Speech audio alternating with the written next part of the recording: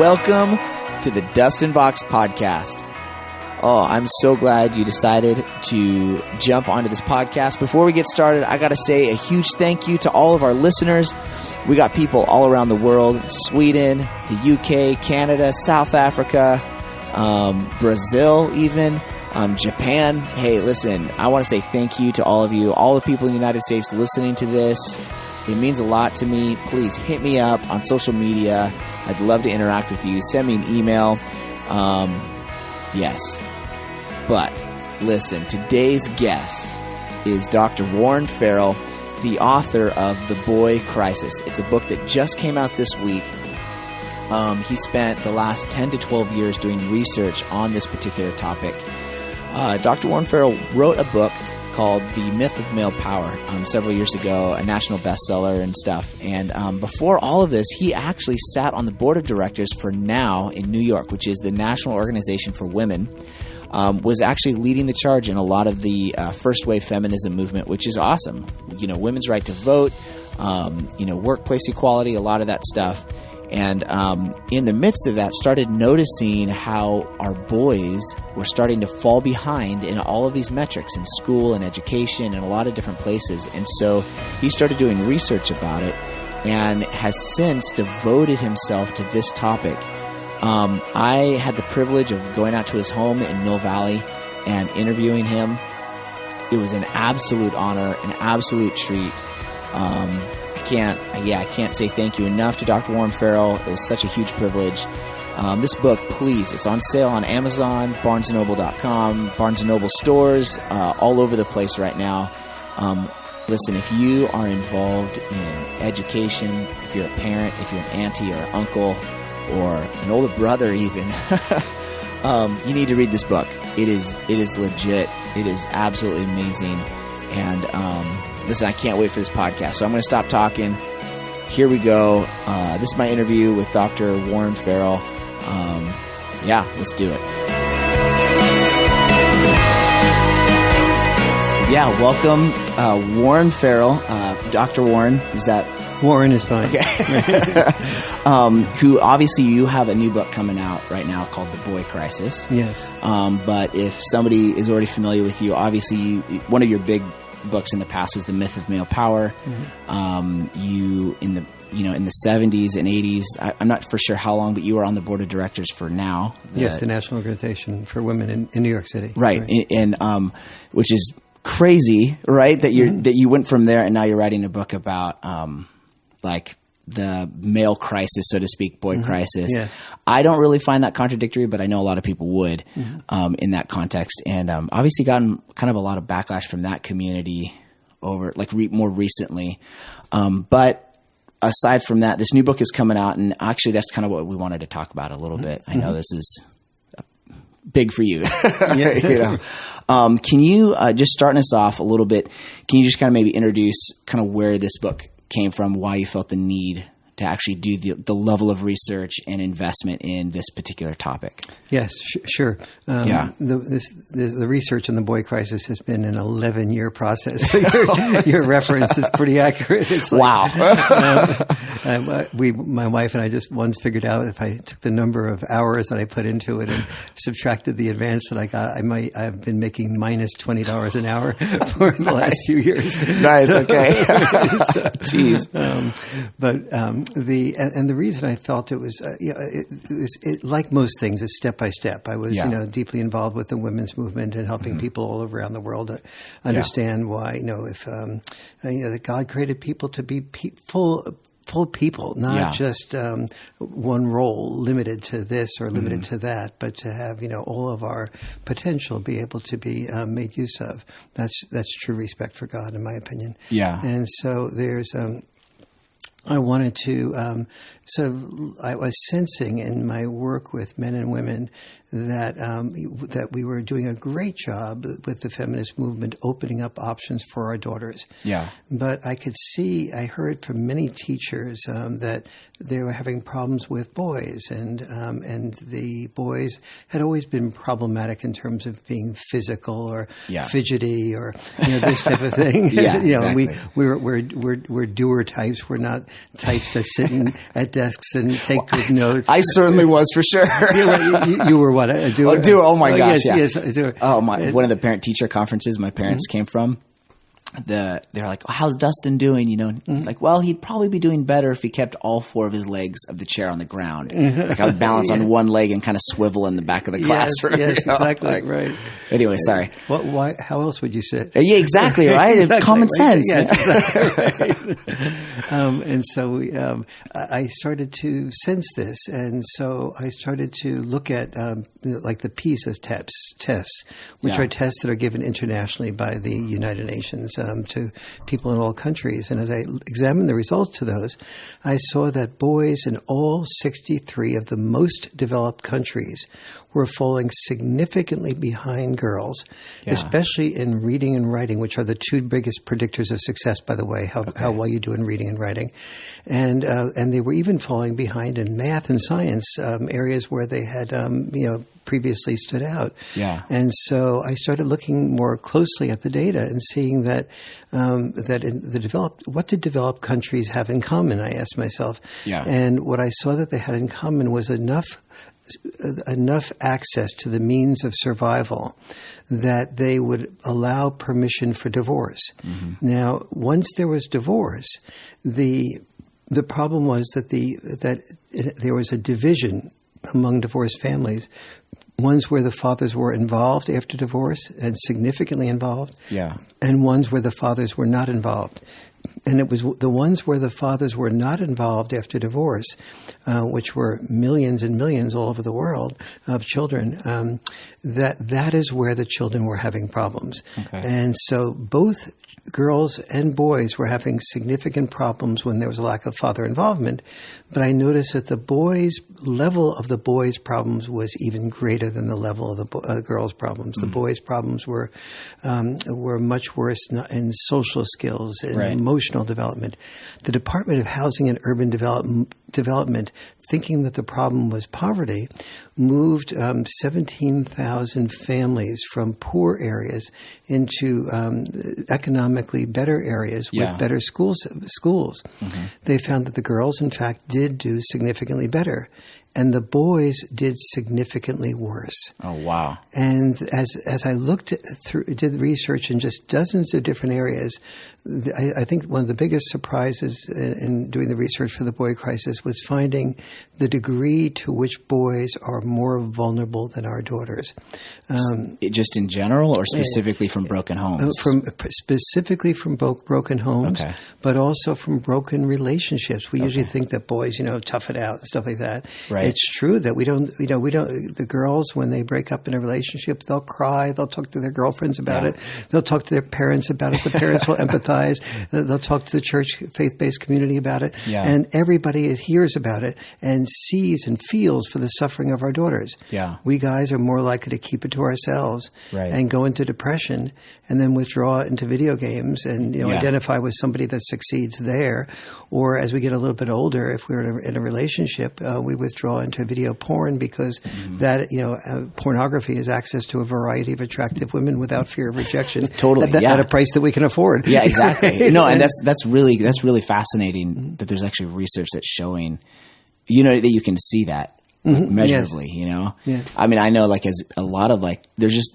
I mean, even for myself growing up, my parents were great. I had really, really solid parents in terms of emotional support and vulnerability and conversations and stuff. Mm-hmm. But outside of that context, there wasn't really a grid for just difficult, just life trauma, so to speak, like just those difficult kind of contexts. I don't know, just the ups and downs of normal life. There's just not it's not an avenue to really actually get help or, healthy, I don't have the right word for it, but essentially, I mean, it would be like counseling on maybe like a formal way, but there's so many like informal avenues that you need that in your life. Absolutely. That the support's there for women, you know, in our society anyways, and not really for men, or it's stigmatized. Absolutely. You know? And this is what I felt was happening. I was part of a process where I was helping women expand their definitions of themselves to be more in tune with what they wanted to be rather than what they were programmed to be. Yeah.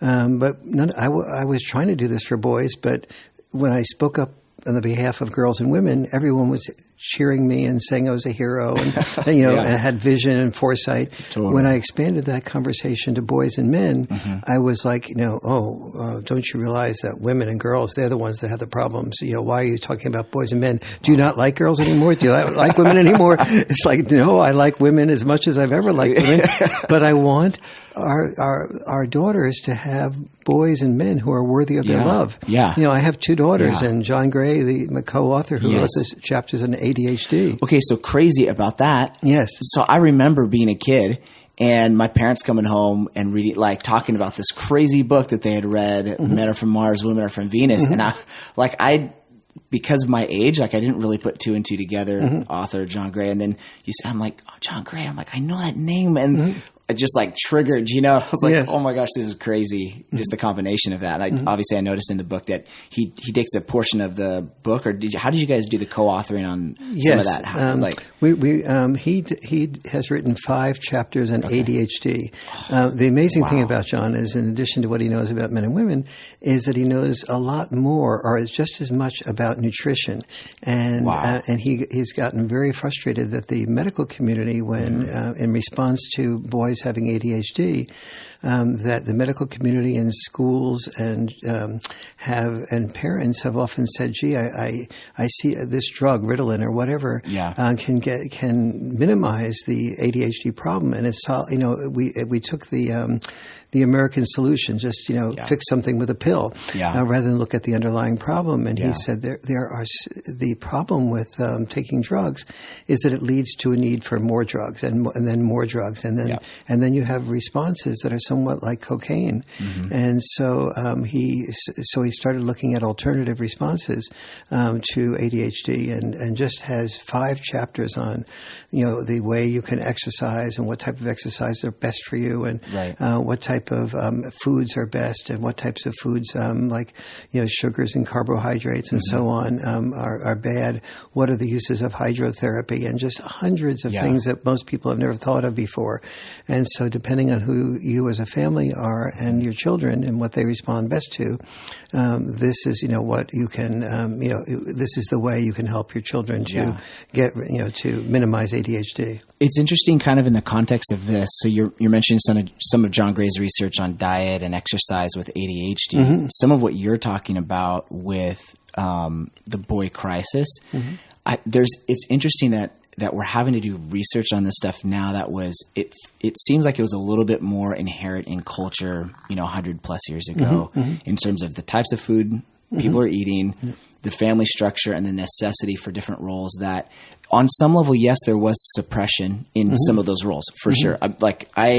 You know, we talk about feminism in that context. I 100% wholeheartedly believe in women pursuing their dreams. Like I stopped doing what I was doing. I was working at night so my wife could finish her college degree. I mean, you know what I mean? It's I'm wholeheartedly in support of that. I continually am fighting for my wife to be able to have time to pursue her passions and dreams, you know? I mean, I have 2 daughters, you know, like why would I want them to grow up without being able to actually go after what's in their heart? Absolutely. You know, I also have 2 sons, so I have 2 boys, and then had a 3rd baby girl, and then surprise baby number 4. Oh, nice. But anyways, it's interesting. Like we're having to have a discussion about stuff that seems to have been a little bit more intuitive 100 years ago, with hard work, roles that were like there's a necessity on certain attributes that there just isn't anymore in terms of, because of the convenience of society, convenience of food, luxury, a little bit more of, not necessarily that luxury is bad, but more of like how easy access is probably the better term, easy access to things in our society. I mean, maybe talk a little bit about that, because that's like an interesting, like we're having to go back to that, I guess. I don't know. Like, how do you do that in today's society? Yeah, right? Certainly paying attention. A great deal of the way of making a profit that we've had in the last 50 to 100 years has been about refining things. So we took natural grains and we made them into white bread and so on. And with GMOs have done some very good things, but they've also done the process of combining and creating hybriding has often taken the nutrients and the minerals out of food. Right. And so what John has done is looked into where this is the case, where this isn't the case. And so the families have a much better opportunity to make decisions about that. Yeah. But the real thing that helps boys and men is that what I came to understand as I looked all around the world is that when divorces occurred, in developed nations had the possibility, the luxury of helping our daughters and sons create new opportunities that they never had before. Right. We were doing this for our daughters, but we weren't for our sons. And even when we had the possibility of doing this for our sons, we didn't. The sons often of divorce did not have the fathers to guide them from to guide them to do two things. Yeah. One is to become a human being, and the other one is to become a human doing. Right. And so here's the difference. In the old days, when you were born, parents would say, would teach the son to say basically to themselves, "I exist, therefore I serve." And today, too often, we teach our sons and daughters, "I exist, therefore I deserve." And so the boundary enforcement isn't there the way it used to be. How does that actually get communicated? You know what I mean? In family unit, I mean, obviously I understand there's a lot of social media and kind of societal stuff. When we say a lot of really wonderful things, when we say, "Sweetie, you're my daughter, I want you to do whatever you want to do." Okay. Well, what I want you to do, whatever you want to do, is very good and up to a point. Okay. I want you to do whatever you want to do, but if you have children, you'll be needing to support and help the children. Right. And Daddy can't do whatever he wants to do because the 4 children that I have and the 5th surprise child prevents me from doing everything I want to do and makes me have to balance doing what I want to do with doing what I have to do to earn money and to have enough money to provide a decent home for you and to live in a decent area where you can have decent friends and schools that I think are compatible with our values. Yeah. And so but when there's not a father around, two very crucial things do not happen. The father does not have a chance to sort of enforce the boundaries, which dads tend to do more than moms, saying things like, "Sweetie, you need to finish your peas before you have your ice cream." Right. So when you don't enforce boundaries like that, so let me give you an example. Yeah. So dads and moms, especially after divorce, will both say the same thing, and this is true in a nuclear family too, which is you can't have your ice cream until you finish your peas. Right. And so classic, exactly. Yeah. And the child will, in every situation, test those boundaries. Good, healthy children test the boundaries. How few peas can I have before I get my ice cream? You spread the peas out on the plate, make it look like there's less. Right. And put a few in the corner, and that half looks like 10%. Drop some off to the dog, You seem to be expert at this. Right? Yeah. Exactly. So then the child tests the boundaries, and if there's a divorce, the mother often feels a little guilty that there's a divorce. The child's going through stress. She's overworked and overwhelmed and stressed out also. So the child sort of senses that and says, "Oh, okay, Mom, I had a couple more peas. Can I have my ice cream now?" Yeah. And Mom will say in the back of her mind, "Now, am I going to get into a big fight over a few peas? I don't think so. That's insensitive." Yeah. So she says, "Okay, sweetie, I'll tell you what. Have 2 more peas and then you can have the ice cream." So the kid has 2 more peas and then it gets the ice cream. So the child registers, Mom says what she wants me to do, but I can work out a better deal. Yeah. And I was noticing that Mom was really got a little weaker when I started talking about how sad I was that Daddy wasn't here. So that was worth at least being able to get 10 more peas, 10 fewer peas before I got my ice cream. So now the child goes to Dad's house, and at Dad's house the child says test the boundaries in the same way, right? And Dad doesn't oftentimes even say anything. He just looks at the child with the look of, excuse me, you know what the deal is. You know that I know what the deal is. And, you can either finish your peas and get your ice cream, or you can not finish your peas, no problem. But no ice cream. Yeah. And so the kid goes, "You're so mean. Mommy just lets me have this many peas and I can get ice cream." Yeah. You can continue whining, and the continuation of the whining will lead to no ice cream tomorrow night either. And now the kid is realizing a couple of things. Yeah. It can't manipulate a better deal with Dad. The more it whines, the more it postpones the time between when before it gets its ice cream. Right. But without anybody knowing it, what the child is learning is that with Mom, I can have an attention deficit. I don't have to pay attention to focusing on my peas to get what I want to do. Okay. So with Dad, I have to have an attention focus.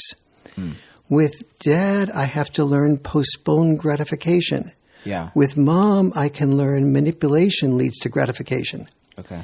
And so children being raised predominantly by dads are only half as likely to have ADHD as children raised predominantly by moms. Wow. Isn't that incredible? And so you take a study of split homes, and then the kids that are raised predominantly with their dad, that sense of boundaries. Now, obviously, the argument would be the best of both worlds, where you have the empathy and sympathy sort of from Mom's side in certain areas. That's why and boundaries. Correct. Okay. This is why children raised by both parents, even if there's a divorce, both parents being about equally involved, the parents living close enough to each other so the children don't have to give up activities or friends to see the other parent, and no bad mouthing between from mother to dad or father to mother, and constant communication.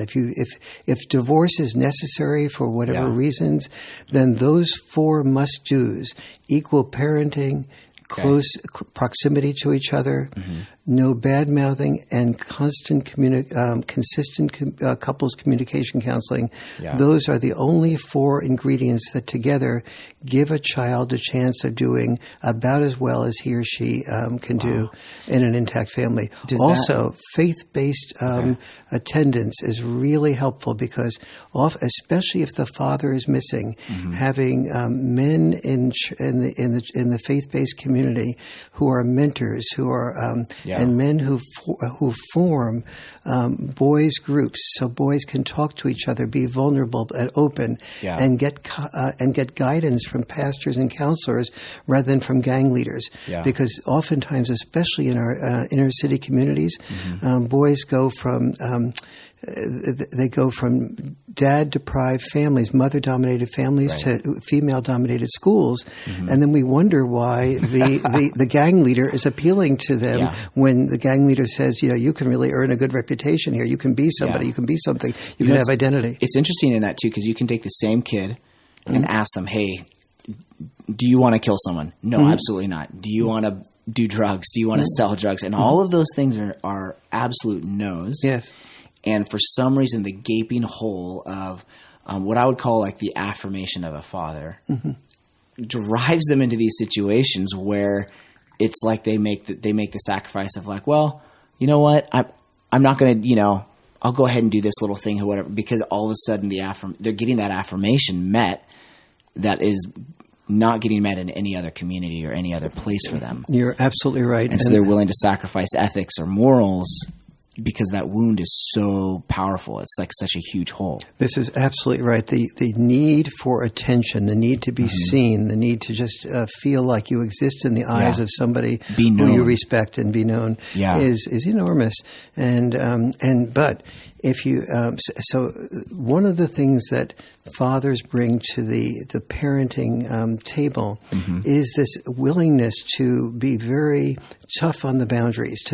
Moms set boundaries actually more than dads do. Okay. So moms will set bedtimes, for example, at an earlier time than dads will. But the studies of children with moms and dads find that when they're with the dads, they actually get to bed earlier. And and this is because dads will enforce the boundaries, and the boundaries will be something with dads. They'll say, listen, bedtime's 9:00. You need to get everything done, and if you get everything done, you need to do the chores, the homework, etc. Brush your teeth. Then we have any time between when you get everything done and when we go to bed, that 9:00 time. I'll do whatever you want, including roughhousing. Right. And the mother will go, "Excuse me, you do not roughhouse with the children. You only get them all worked up before they go to bed. You don't wrestle before bedtime. What are you, one more kid?" Exactly. And the dad goes, so when the dad is in that conflict with mom, and if mom, then he often backs off and he just says, "Okay, my method of parenting isn't valuable." But when the dad is alone and raising the child or predominantly in charge, that tends to be his method of doing that. And so then the kid rushes around to get everything done, and then the father goes, "That's great. Let me check your homework here. Is it really done? Let me check your teeth. Is it really? Are they really brushed, etc." And if everything is okay, all right. Now we have the next half hour to do anything you want, including the roughhousing. And so the importance of all this, the importance of the boundary enforcement, I mentioned a minute ago, is postponed gratification. Right. But postponed gratification is not understood for the value that it has. Let's say your son or daughter doesn't have postponed gratification. Okay. Then they have dreams, and you say, "I want to support my daughter and my son to be whoever they want to be." Okay. But if you have a dream to be whoever you want to be, and then you go to school and you can't finish your homework, you can't get to basketball practice on time. You can't discipline yourself to practice over and over again until you perfect that foul shot. Right.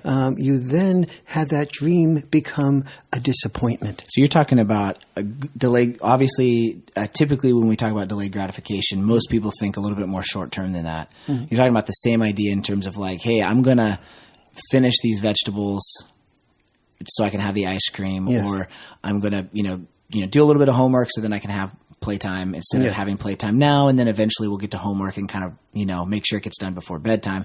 That same thing translates into a broader life perspective. Precisely. It is 5, 6, 10 years of college, maybe for some, doctorates or things like that, for a dream or to pursue something that they want to have in their life. Absolutely. Okay. I wanted to, so anyone who's listening, what you just said is really pivotal. Okay. That postponed gratification is probably, I would estimate, to be the single most important ingredient to being able to achieve your dreams, to be able to do things as simple as complete your homework. And but here's the cycle that happens when you can't do that. So you go to school, you don't complete your homework. You sense that the kids that do complete their homework are being more respected by teachers, doing better in school. They're also the ones that have the discipline and the postponed gratification to finish the yearbook project, to practice for basketball or soccer, and do the other things all the disciplines that are necessary to be the star. So after a while, you don't have the postponed gratification. You notice that other people are getting the attention that the stars get. And so you begin to feel a little bit badly about yourself. Other people tell you superficially that you're just fine, but you sense as a kid that you're not. And so you start withdrawing. And that withdrawal may be into video games, which video games are fine up to a point, but the average boy plays video games 13 hours a week. Oh my gosh. At the 13-hour-a-week level, that's just the video games, to say nothing about all the other electronic media. And TV, movies, social media, phone stuff now, especially because it's instant access. Exactly. So this ends up leading the boy to often feel less about himself, a little bit depressed, and the withdrawal becomes more of an addiction. And then he gets to be sophomore, junior, senior in high school, and he notices that all the girls, they're paying attention to the guys that are the student body presidents, the football players, the achievers. Girls don't fall in love with losers. The cold hard truth. The cold hard truth, exactly. From Warren Farrell.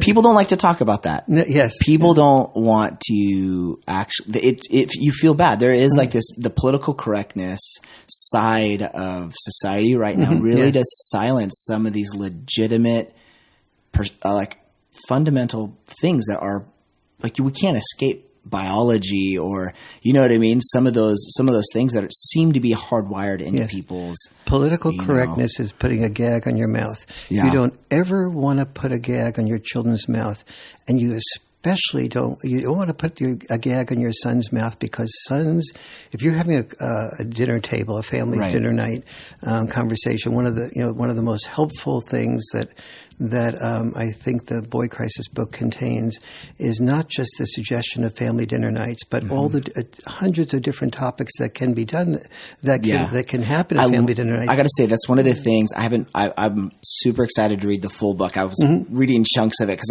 I'm just getting distracted just reading it, but one of the things I loved is you actually have a whole practical section. Yes. So like that is, thank you for that. Every single one of the 36 chapters has practical solutions, but one of the most important ones, in my opinion, is the way of preventing family dinner night from becoming a family dinner nightmare. Can we actually talk about that a little bit? Absolutely. So just to kind of throw in, we have a huge value for family dinner. We try to, my work is as salary, so there's the hours that are always fluctuating, things like that. So we try to have obviously family dinner time or breakfast time. We'll try to do both. Wonderful. But sometimes it does go downhill fast. Something happens, the kids are throwing a fit about something, or, the classic food argument, or, just the array of emotions that can kind of take place in that. And you mentioned some practical ways to kind of make sure that the family dinner time doesn't become kind of a withdrawal emotionally. Yes, versus exactly. it actually doing what it's intended to do in terms of the place of connection and developing empathy, developing, the ability to kind of talk and hear people's thoughts and that sort of discussion stuff. Can you maybe kind of... Absolutely. I do that a little bit intuitively because dinner time for us was a 2-3 hour affair growing up. We'd eat dinner and then we would just sit and tell stories, I have one older brother. So it was just the four of us, but a lot of people don't have that. My wife didn't always have that, and so I'm curious. Yes. First of all, your personality is very tuned in to one of the most important ingredients of family dinner night, which is to be real. As we were setting up this interview, you said, just be real, be yourself, be honest, be open. And so that gave and that's one of the important ingredients of family dinner night. I'll get back to that in a second. To make sure that the first ingredient that is the most important is no electronics at the table. Okay. And so not even turned down, not upside down on the table. Not even turned down. Get rid of them all the way. Okay. They're in another room. and so once the kids understand that, that again has to be enforced. You bring an electronic to the table. We made it clear last week there was no electronics at the table.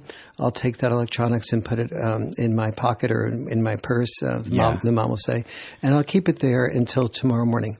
And then you can have that. So there needs to be, when you say something, a small consequence needs to be communicated that enforces something. When a small consequence does not happen, then what happens is you repeat it over and over again. They say, I said no electronics at the table. Why didn't you bring didn't you remember we said no electronics at the table? Why don't you pick them away, Jimmy? And so then everybody has to sit around the table waiting for Jimmy to put his electronics away. And if he gets away with it, then the parents are seen as weak, and the whole thing and starts brothers and sisters play that against each other. Exactly. Like, hey, he got this last time. Right. And, why do you let him or her do it? And they go away feeling like, gee, dad, or mom, lets them get away and do things. They must like them better than me. So enforcing boundaries and enforcing them right away after the warning is given is really clear, so that you don't get so frustrated that that you end up making a boundary that's too great to be able to be achieved. Then you feel guilty that you overdid the consequence, and then you start compensating, and the kids say, "Oh, well, it wasn't so bad to see mom now, mom or dad now sort of like crawl on their knees trying to make up for the apologies." That reactive parenting thing is brutal. Like you have like that spike of emotion, you the stress at work or whatever you didn't let go of, and then something happens, you kind of let it go because, like you said, maybe guilt, broken home, or maybe just something else that was going on. Maybe you've been busy at work a lot, so you come home and like, all right. And then all of a sudden you explode. And then there's the reaction of like, what a lot of people would call the apology, which is just, I feel is just brushing stuff under the rug and then trying to pay dues to like make up for it, which is not apology. It's not actually making, in forgiveness in that process of restoration. It's so important for a parent to apologize. Yeah. But it is very important also for the parent not to be, it's important for the parent not to need to apologize that often because you know what chunk you want the child to follow, and you get and you do it incrementally rather than sort of let the whole thing slide and then get overwhelmed. Well, we do this thing. We talk about forgiveness a lot with obviously with our kids and a lot of my community. There's a lot of misconception about forgiveness, but I use these two kind of phrases. One, it restores the standard. And two, I can't think of the other. The illustration is restores the standard. But in this context with parenting, I found that like there's a way to like apologize and actually say like, "Will you forgive me? I forgive you." And then now we've basically mutually agreed that behavior is below our standard of living. So you can't hold that against me, and I don't get to hold it against you either. In that sense of like, hey, what you did was wrong. I shouldn't have yelled. What I did was inappropriate. That's, you don't deserve to be yelled at in this context. And will you please forgive me? Yes. All right. Now still go to your room. There's still the boundary there, but like that power of actually forgiveness, releasing the debt is the other one, releasing the debt and restoring the standard. Very nice. In that context. But sorry, I didn't mean to, going back to dinner time. Yeah, so that's family time. So one thing is no electronics at the table. No electronics. Yes, exactly. Number two is that you set up parameters that the degree to which the child is old enough to maybe be 7, 8, 9 years of age, and they then become eligible for being a facilitator of one of the family dinner nights. So, ideally, the family dinner nights are 1 or 2 nights a week. Ideally, 2 nights a week, but one is also good as long as it's dependable and consistent. The consistency and dependability of family dinner nights is more important than the frequency of them. Okay. So then you could do the family dinner nights once or twice a week, but the person who's the facilitator gets a chance to do 2 things. One is to say to facilitate the check-in, like each person has 2 minutes to check in and say what's been happening for them during the week. That's important. They'd like everybody to know about, and maybe a little bit about their feelings about that. Okay. And then you go more, and then you may choose a topic that you're going to deal with that week. Let's say it's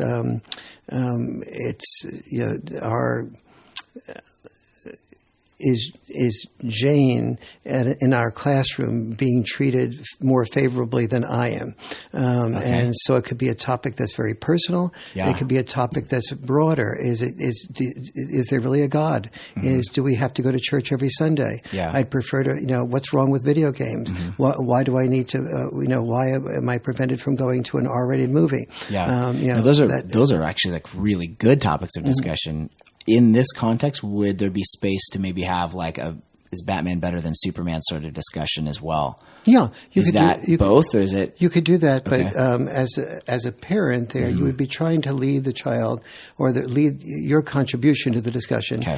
Should both be respectful of the children's, whatever they say about Batman versus Superman, but it also gets your job may be to take the Batman and Superman and look at how that applies to help the children say, how does this apply to your life? What do you know? In what way are you like Batman? What way are you like Superman? Why do you like Batman better than Superman? That applies to if you had a boyfriend. Which would you rather than be, Batman or Superman? Wow. If you were going to marry somebody, who would you rather marry, Batman or Superman? It's brilliant. So he's totally taking it into just practical life for them and teaching them how to make the connections of an allegory. Yes, exactly. That's awesome. To your everyday life. Yeah. And then, very important, we led into this discussion when you used the word political correctness. 2 things are very important. There should be no topic that is too controversial to discuss at the table. Yeah. This is family dinner night. At family dinner night, the boys especially like topics that are more controversial. One of the reasons they go to their electronics is because there's less constraints in their video game. There's less constraints as to what they can say when they text with their friends. They don't have to worry about parents looking over them and say, don't use this, don't say that, don't do this, that type of thing. So the family dinner night is for each person to share, but everyone to listen. And so I sort of deal with how to do that listening at family dinner night. And from that comes the foundation from which divorces are prevented to begin with. Wow. Okay. Many people say, we should have tougher divorce laws. Yeah. The solution for divorces is not legislation, it's communication. Yeah. And that begins at family dinner night. And that begins with everybody feeling heard and there being no topic that's too politically incorrect. To use words like F words and stuff like that and swear, that can be, you can talk about the inappropriateness of that and what the outcome of somebody who swears is in terms of the way they're received and perceived, and why one is doing that, and how swearing is often a cover-up from being able to it's a way of getting attention and grabbing attention, but it's a cheap way. And so even clearly being able to communicate something or an expression, being able to express yourself, just comes out in an expletive of some sort.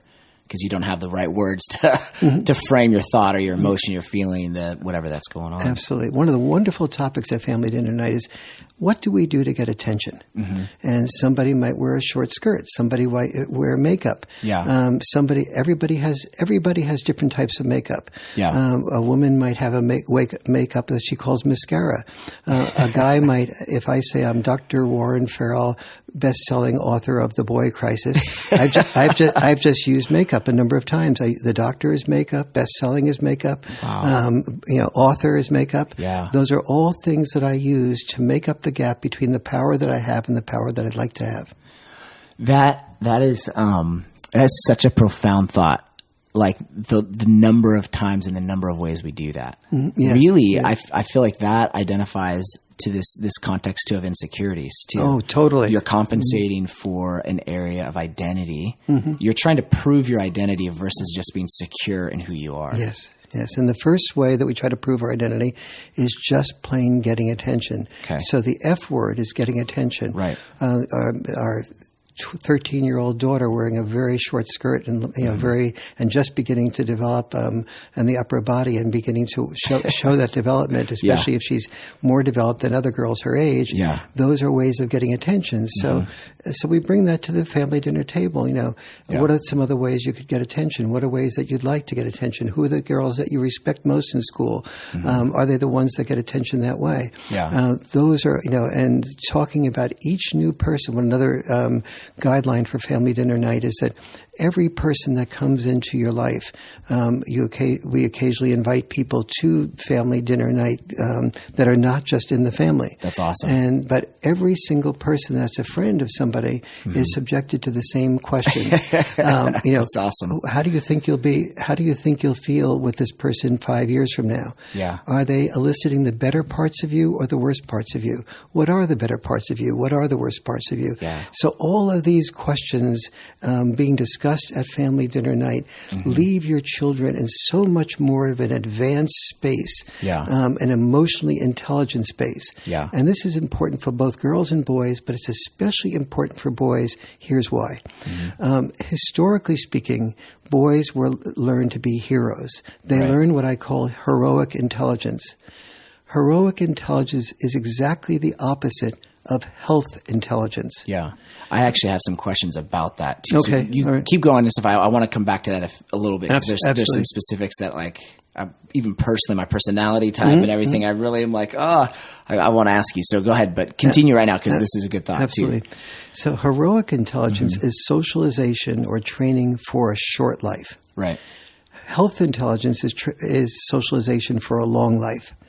So historically speaking, every boy who was trained to be a man was trained to be a man by being called a hero by being willing to sacrifice his life in war.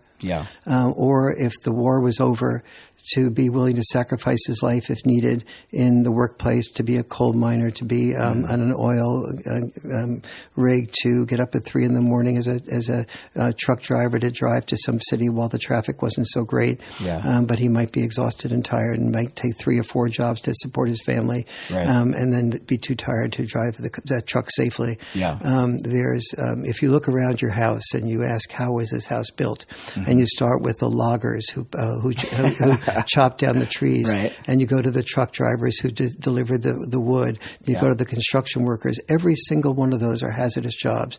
Your house was built on the backs of men who risked their lives to build that home. And these were the way men became heroes. And hero was a social bribe to be willing to be disposable. Now, we'll pause there for just a second, because if there's someone listening to here in more of like the modern feminism sort of perspective and thinking, they're going to hear that and say, well, wait a second, what about all the women that participated in that job? Like, women couldn't have done that. Women couldn't have logged. Women couldn't have. And there are women loggers out there. There are women in all of those professions. So what? Oh, absolutely. You know what I mean? Women are not, as a rule, applying to be loggers. They're not. The volunteer firefighters are not paid that much. They are paid.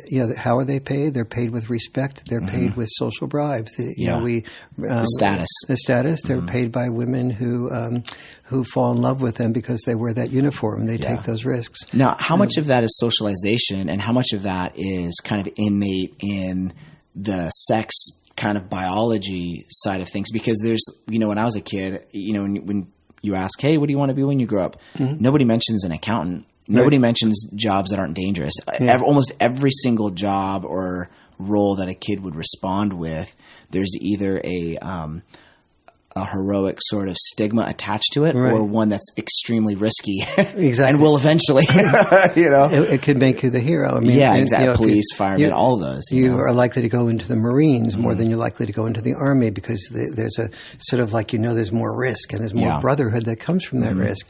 And so, but the Marines are by far more likely to kill you. Being a Navy SEAL, you're far, or being in the elite of anything, you trade the word elite is what is the bribe, the social bribe to get you to risk your life. And so women are not prone to take jobs that risk their lives. If you want more women to be in construction, you make construction safer. You don't make construction more risky. And so the things which is not a bad thing. Oh no, it's a wonderful thing. Yes. Oh yes. I want women to be. I mean, if feminism was really about women being equally involved, it would be about women being equal numbers of construction workers, Marines, and so on, and taking equal risks. Is there a problem though with that social stigma? Well, the heroic So what we have to think through is that historically speaking, boys were trained to be disposable. Disposable in war. Disposable in the workplace if needed. They were trained to be disposable in exchange for parents saying, "My son is just made captain in the Army or the Navy," my son is a firefighter. He's a police officer, and so on. And so that's. We need firefighters and we need police officers and we need to honor the people who are our first responders. But we also need to say, my son is also somebody who I want to have live a long life and a healthy life. And so to what degree am I encouraging my son to take risks that are helping him shorten his life expectancy, to shorten his emotional intelligence? And so here's the type of question or the type of thing that might come up. One guy I was interviewing was telling me how he was remembered being in high school and he was playing football and his parents came to the first game. And he got the quarterback to throw him a couple of passes and he missed the first couple of passes because he was so nervous. Classic. It's a classic, right? It never happened to us. But the third pass he caught, and his father yelled, yes, that's my son, that's my son, that's my son, to everybody around him. Yeah. But his brother was standing there listening to his father sort of be so excited about that being his son, the one that caught the pass. Yeah. And so 3 or 4 years later, that guy said he made it into college playing football also. But he got tackled and he messed up his back really badly. Oh, wow. And about 10 years after that, the boy that was sitting in the stands next to the father, who wasn't saying much about how excited he was to have him as his son, said, John, I want to tell you, I'm going to confess something to you. When you messed up your back, I felt really badly about this, but I was saying, well, now maybe Dad will pay attention to me. Yeah. And so that's what I call son dropping. Yeah. And we have to, as parents, be aware of what are the messages we're sending out about who in the family we're admiring and for what purposes are we admiring them. Yeah. And when we're admiring our sons to take risks with their lives, and then we say, I hope you're safe, we're giving our son a really mixed message. Yeah. Because the bribe of, that's my son, he caught that pass, that's a greater bribe than the wish for him to be safe. Yeah. And so that's an example of the tension between heroic intelligence and health intelligence. Now, sorry, I don't mean to pause it. I just kind of want to just backtrack a little bit to that story. Yes. So you have those two sons. People would hear that story, and their response would be, well, the dad shouldn't have yelled, that's my son, that's my boy, that's my boy, in that context, because the one, celebrating one is going to make the other one feel bad. Right. Now I know that's not true, but a lot of people hear that and that's their response. So how do you, let's say you do have the one son that's good at football, one son that's not, how do you create that how do you steward both sons well in the context of, hey, I can fully celebrate him, and that doesn't mean you're not celebrated because I'm also celebrating you. Does that make sense? And not only makes sense, it is the exact perfect question. Because that's a real struggle. Because you want to be able to cheer for your son, the ones that playing football, but you also want to ask the question, is he playing football to get my approval, to get that cheering from me? Yeah. Are there healthier things that he can do that won't risk his life, that won't prepare him for, risking his life? If he wants to be a football player, is he really past the age of consent? Yeah. Are we, by worshiping the football players in our high school, are we worshiping the people who are most likely to risk their lives? And who's doing that worshiping? Yeah. Is the school doing that by contributing taxpayer dollars to it? Is the cheerleader doing that by saying 1st and 10, do it again? Yeah. As in 1st and 10, risk a concussion again. And then secondly, but the most important question you asked is, suppose all the tests of saying, yes, he really wants to be a football player. He's thought it through. He knows the risks. This is really helping my son in various ways.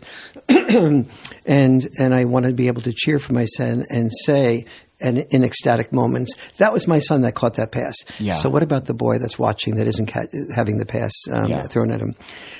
Then we as parents need to ask ourselves, what are we proud of for that son that's standing there that is not catching the pass? Was he kind to somebody?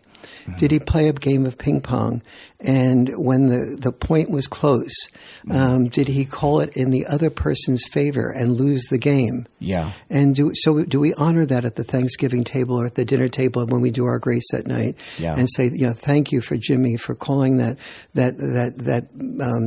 for being mature enough and kind enough to his friend to call that ball that probably was in or that probably was out, to call it in, and give his friend the benefit of the doubt. Yeah. And that becomes a form of acknowledgement that it enhances emotional intelligence. Yeah. And that is what will create for our sons friendships and connections and ways of being. Yeah. When they're with a girl and a woman, the fact that he can evade a tackle goes just so far. The average girl or woman wants to be heard, listened to, drawn out, facilitated, respected. Yeah, I hear people say, women want to date the bad boy. Yes. Or they want to have sex with the bad boy, you know what I mean? Right. In that context. And marry the good boy. Exactly. Yes, exactly. Or I need this one to be the father. Yes. You know, cause that's what long term, that is what's going to happen. Exactly. You know? Exactly. And this is what, and the father, part. So many women do want to date that bad boy. Now, what is that about? It's about a lot of things, but one of the things that it's about is the bad boy will facilitate taking risks that she doesn't have to be responsible for. Yeah. And so this can be blamed on him for riding that motorcycle fast and you know, peeling around the corner and stuff like that. She can get the thrill without the responsibility. But it's a dangerous setup for a boy who needs to feel he has to show off and be the superficial him. One of the most important, I think, analogies to help a boy understand this is you had asked, is this all socialization? Is it biology? It is both. And here's an example of the way that it's both, and the way one of the most important things to remember for our sons is that that boys' weakness is often their facade of strength. And here's the way that works biologically. In almost every biological entity, whether it's insects, birds, or animals, the female is desirous of mating with the male who is the alpha male. About 85% of the pregnancies come from that combination. So among buck elks is a good example. The males do the best they can to grow the biggest elks. Totally. The males biggest with horns the biggest the males with the biggest elks. I mean with biggest horns. The elks with the biggest horns. There you go. There we go. They are the ones that the females mate with. Now let's take a look at those horns or those antlers. In order to get the biggest antlers, that saps about 30% of the calcium, nutrients, and minerals from the buck. From the buck elk. And so the buck elk that appears to be the strongest is actually the weakest buck elk. And if he doesn't quickly, after mating season, get rid of those antlers by rubbing them against a tree until they fall off, if he doesn't do that very quickly, he is highly likely to die because he can't replenish the nutrients before the end of before winter begins. So the male that is, so that's what I mean when I say men's weakness is their facade of strength. This buck elk had the facade of strength, but which was a facade because it covered up the fact that he was the weakest of all buck elks. And the male who does things like peel out on the motorcycle is oftentimes displaying a facade of strength to compensate for his deep feelings of insecurities need to be noticed. And so, yes, girls fall in love with those boys in high school, but then when they get into thinking about having children, they realize that the equivalent of that sort of exciting boy on the motorcycle is somebody who is a doctor or a lawyer who's able to a CEO who's able to make a lot of money.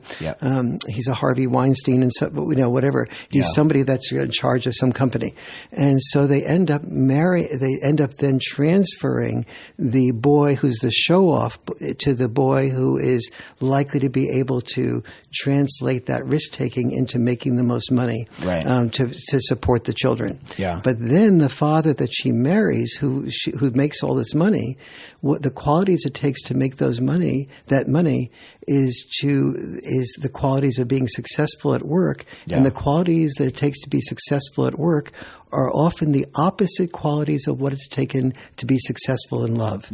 And that is what I hope the boy crisis helps people understand, is how that tension works. So how do you, kind of in that context, then I mean, obviously, I don't think you'd be advocating for a nerfed society.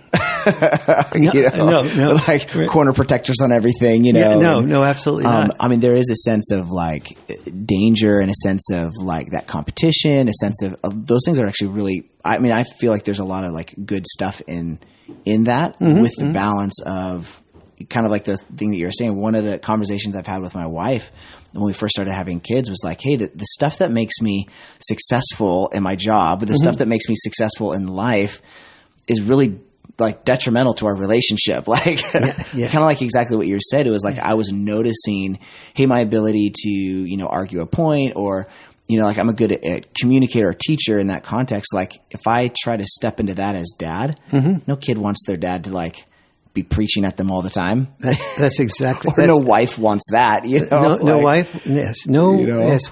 Exactly. You're exactly right. Whether it's being a CEO or a minister, a preacher, a pastor, to be, you can't. Well, you can, but normally speaking, pastors don't get up there and say, "I really, congregation, I really want to listen to you."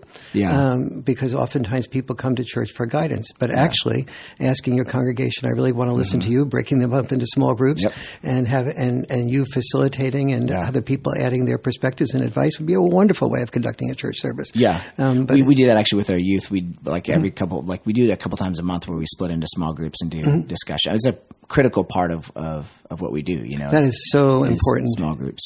I spoke once at the Brooklyn Baptist Church in Bedford-Stuyvesant, which is one of the poorest communities in the country. And afterwards, the pastor brought me back to 4 men's groups that that had been ongoing, and these men's groups were young boys, usually in their teens.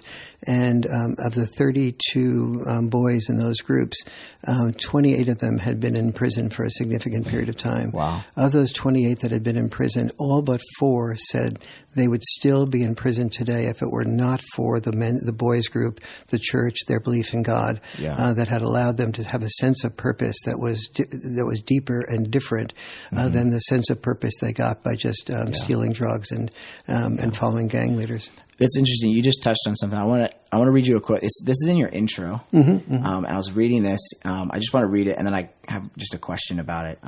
Let's just see where I put it. And then I need to. Wrap up for sure.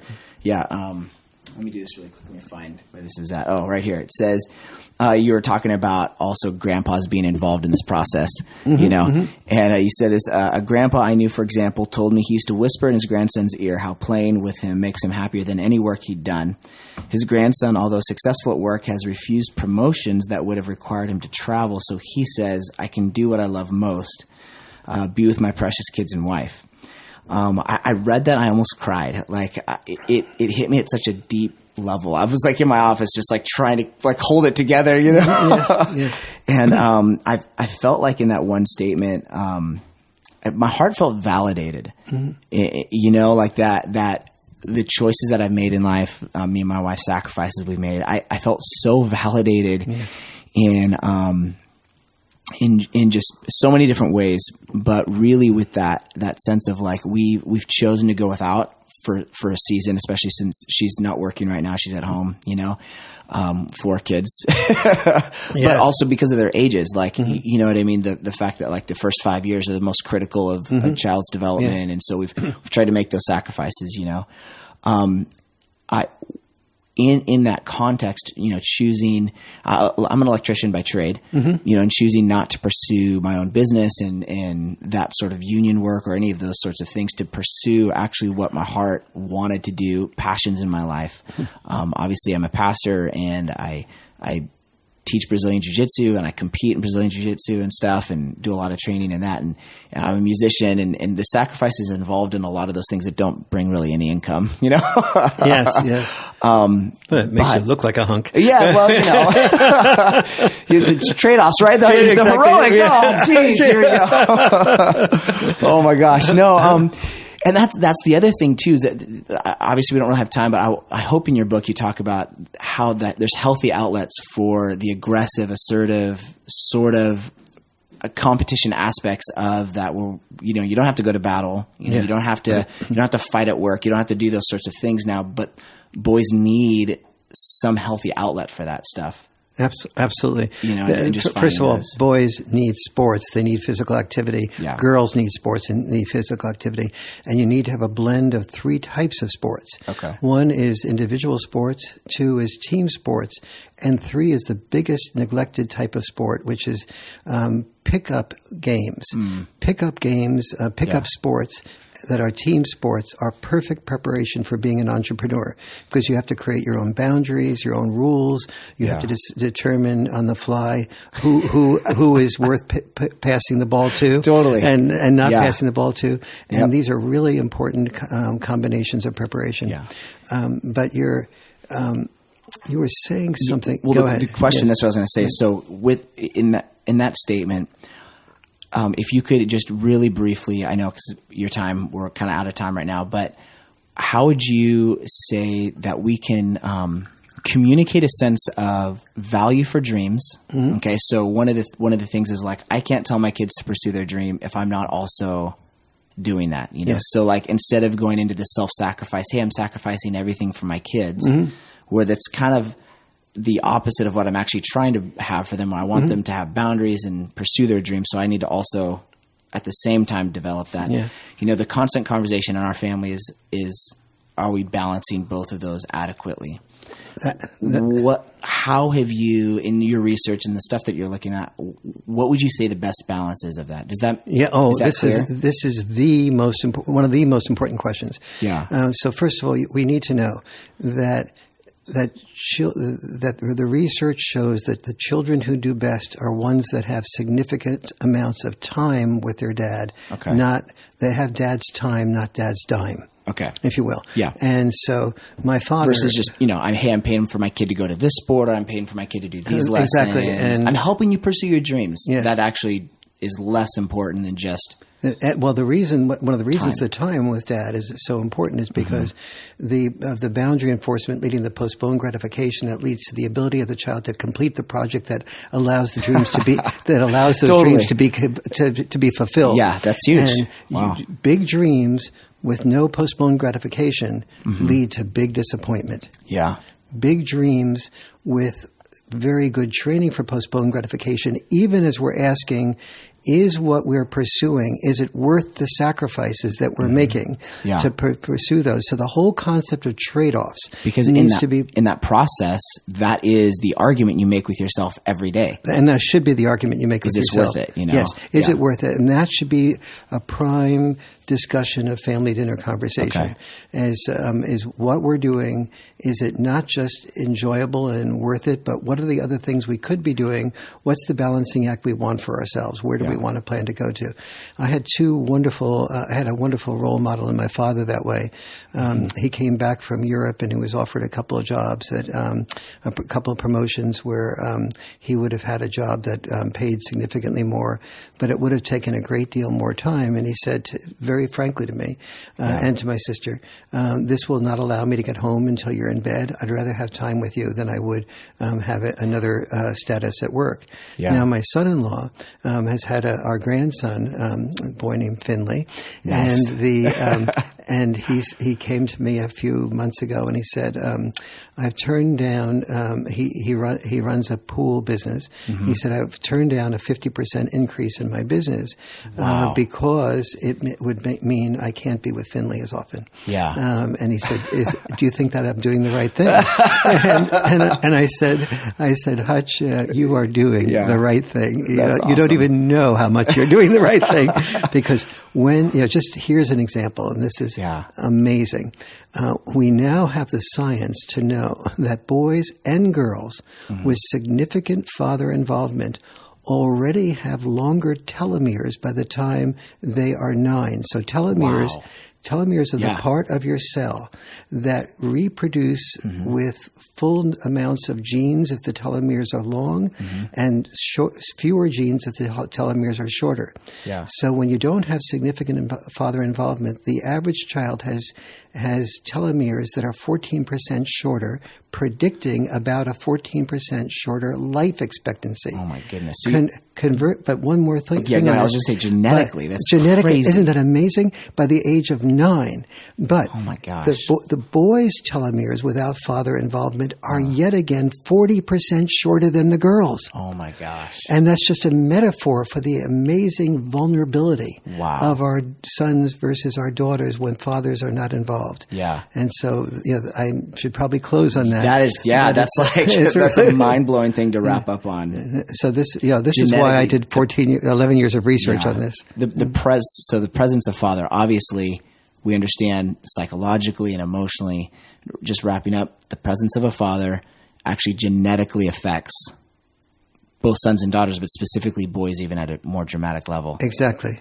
That's absolutely astounding. Yes. I mean, all right, real quick, how can people get in touch with you or hear from you?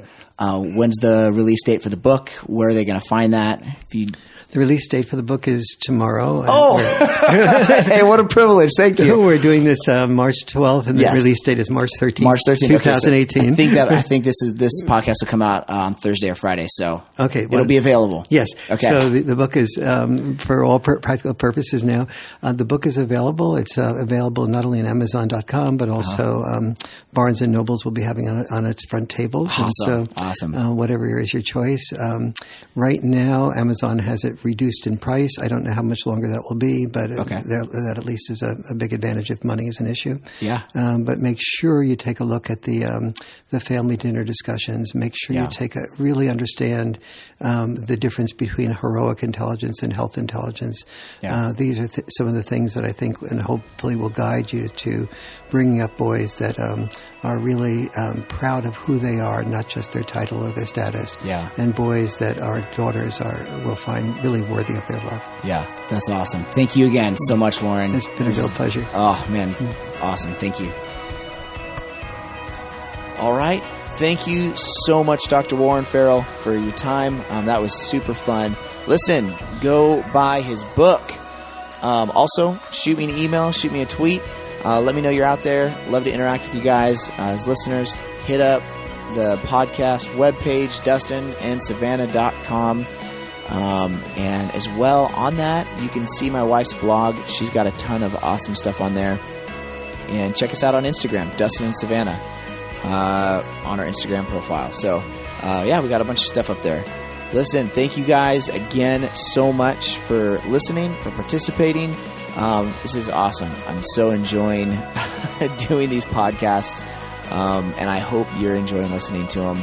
So, we're going to keep them coming. I got a bunch of great guests lined up. We got Eric Lucan, who's a city council member, mayor, marketing executive. He's amazing. That was super fun.